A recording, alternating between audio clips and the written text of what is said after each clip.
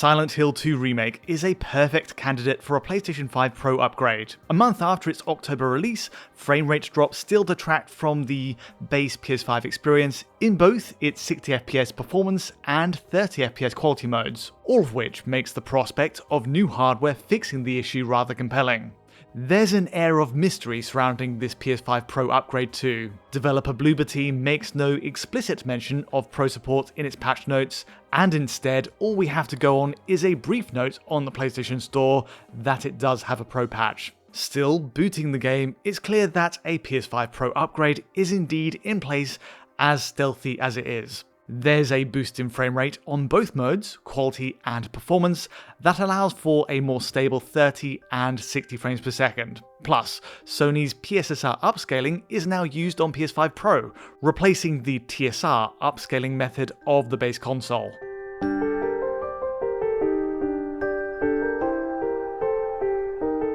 It's a promising start. We get better frame rates, backed by a smart AI upscale that should, in theory, improve the game's image quality as well. Except, in practice, it doesn't entirely work out for the best. With the latest patch 1.05 installed, the use of PSSR in Silent Hill 2 Remake appears to introduce issues on PS5 Pro, across both modes, but especially the performance mode.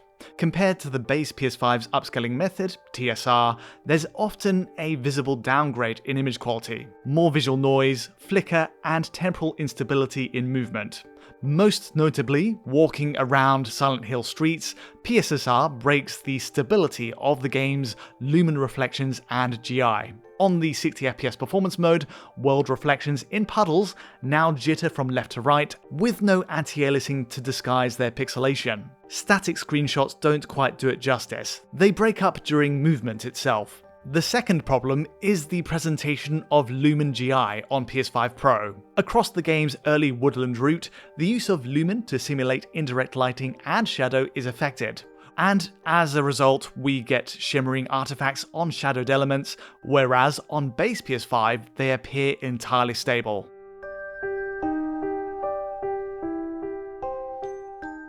Sadly then, the performance benefit of playing on PS5 Pro comes bundled with this downside. Speaking on the positives, we do get a slightly sharper picture on PS5 Pro using PSSR, but its side effects are pretty hard to ignore. In general, there's more flicker and breakup on geometry, while fine details like dangling cables show more pixelation. It's hard to see the overall benefit, and I hope PSSR's implementation here is fine-tuned in a later patch. Keeping the focus on the 60fps performance mode, pixel tests help reveal what's going on under the hood. PS5 Pro runs at a native, fixed 900p with PSSR engaged while targeting 60fps, reconstructing the result to 4K. It's a change in rendering setup compared to the base PS5's dynamic resolution in the same mode, which ranges from 864p to 1152p in typical play using TSR instead. Overall, it means we have a more conservative resolution target and one that avoids the flexibility of DRS. This might be a necessary move to get PSSR working, where avoiding dynamic scaling allows for a more consistent pixel structure to work from. Switching to the 30fps quality mode, we have the very same problem. In this case, the native resolution is 1080p on PS5 Pro, which again resolves to 4K via PSSR. For context, that's a pretty big change from the dynamic 1224p to 1620p setup on the base PS5 using TSR as the upscaler. Again, it's a fixed native resolution target, but it pairs with PSSR for a cleaner 4K resolve overall, and we get a much tighter 30fps lock on PS5 Pro into the bargain. More on that in a second. Still, unfortunately, quality mode on PS5 Pro suffers from the very same image breakup issues in motion. There's visual noise across lumen reflections, a flickering across ambient shade, and also added pixel crawl on fine details. Raising the pixel count from the performance mode's 900p does help to minimize the noise on these elements, but these problems do need addressing. Otherwise, there isn't much to visibly split the base PS5 and PS5 Pro in terms of settings. Looking close, ambient occlusion is altered on both modes for the Pro console, adding thicker shade beneath plants and objects outdoors. Elsewhere though, textures, shadow cascades, and object draw are seemingly unchanged. The lumen reflection setting doesn't get an obvious quality boost either, sadly, and so the reflections we get on PS5 Pro are still a far cry from PC's best, sharpest lumen setting.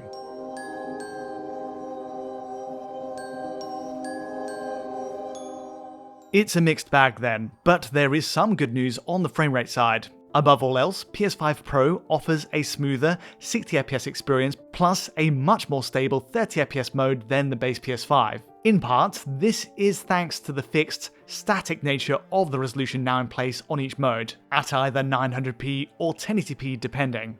Taking the 60fps performance mode in example first, we of course no longer have DRS, trying to maximize the pixel count in every scene, which could lead to frame rate drops on base PS5. Simply put, any time we turned to a more GPU taxing part of the scene, there'd be a single or small batch of dropped frames as the pixel count adjusted in that moment. Base PS5 always needed a second to adjust to the GPU load if caught off guard by player movement. Not so on PS5 Pro. Between Silent Hill's South Vale region, the apartment blocks, and even battling Pyramid Head, the fixed resolution target is often more dependable. The result being, many of the sub 60fps drops and hiccups present on the performance mode before are now cleaned up to create a tighter, if not 100% perfect 60fps line.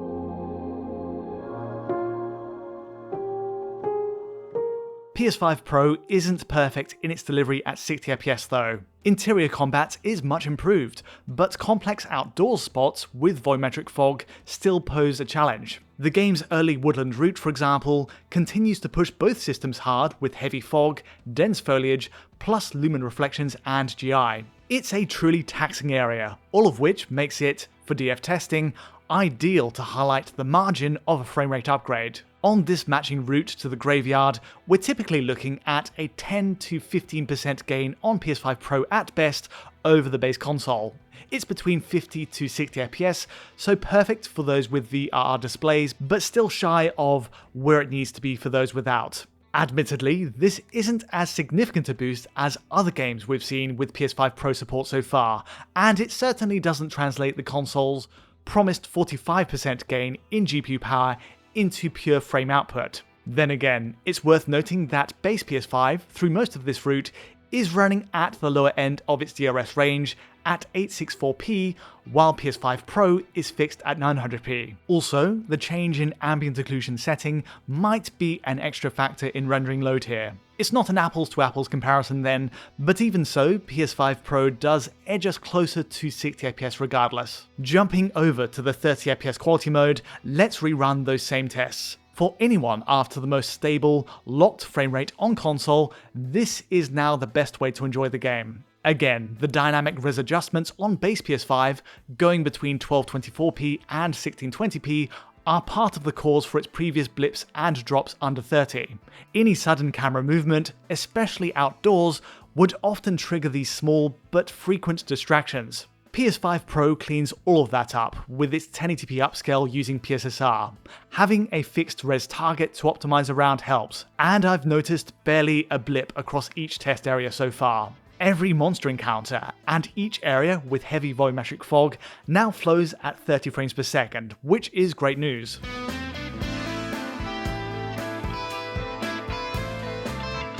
In summary then, PS5 Pro takes us to better performance, but image quality suffers. There's one final twist though. Removing the PS5 Pro update allows us to fix that image quality issue entirely. Essentially, by reverting its PSSR approach back to the base PS5's TSR method, all the issues with image breakup on reflections, the visual noise on shadows are fixed. The results speak for themselves. Here's the game running unpatched on version 1.00 on left, up against update 1.05 on right, where PS5 Pro support is included.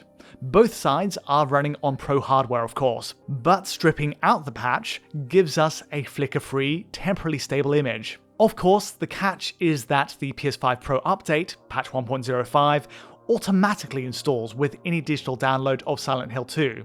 The workaround then is to run the disk version, using an optional disk drive. By installing a physical copy, we get access to Silent Hill 2's launch build 1.00 and by keeping our Pro system offline, we're able to force the machine to run with base PS5's rendering setup. Interestingly, this also means a return to dynamic resolution scaling, where in using PS5 Pro's more powerful GPU, it tends to run at the higher end of the DRS range. For the 60fps performance mode, PS5 Pro runs at between 1080p to 1620p, with fewer drops to 864p that appear on the base console. The 30fps quality mode comparison works in the exact same way. By running from a disc, we're maxing out the 1620p DRS range, and it rarely goes under in that mode using Pro hardware. We get more pixels pushed per frame, and again, a solution to the temporal breakup introduced by PSSR on the Pro patch.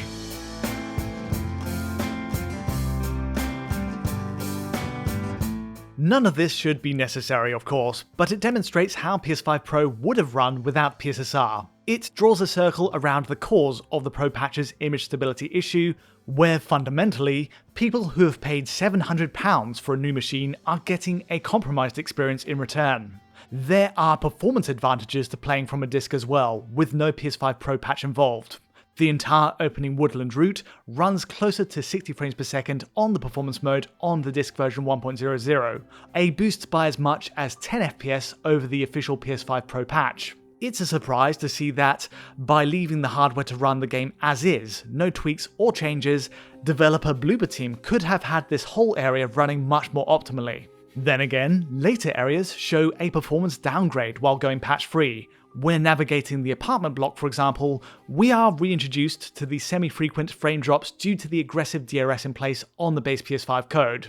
We're often at a higher pixel count, but the frame rate blips are a distraction, and the officially patched PS5 Pro experience runs better for these moments. Likewise, the 30fps quality mode sees a downgrade in stability for the same reason while running from a disc.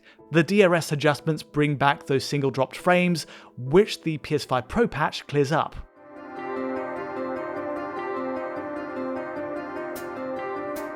Overall, the philosophy for any PS5 Pro update should be that we get an upgrade over the base PS5 with no trade-offs. The reality for Silent Hill 2 Remake's Pro upgrade, though, is that there are pros and cons. PS5 Pro does improve the game's performance at 60 frames per second and gets us to a vastly improved 30fps lock, both of which are welcome improvements. However, there's a clear issue with its PSSR implementation that needs fixing. The flickering reflections and shimmering shadows are impossible to ignore here, and the base PS5 ends up pushing a better picture. Right now, at least, the approach of this Pro update is misjudged, especially when removing the patch and running the game without an update via a disk install reveals other potential benefits in using PS5 Pro hardware. Silent Hill 2 Remake's Pro support deserves better. This should really be the best experience, and we hope a future patch update turns it around. But that's all from me today. If you did find this video useful or insightful in any way, feel free to like or subscribe, and don't forget to hit that bell for instant notifications as any new video lands. To get a high quality version of this video and many more, check out our Patreon at digitalfoundry.net, and to get in touch directly, you know where to find me. But from me for now, thanks for watching.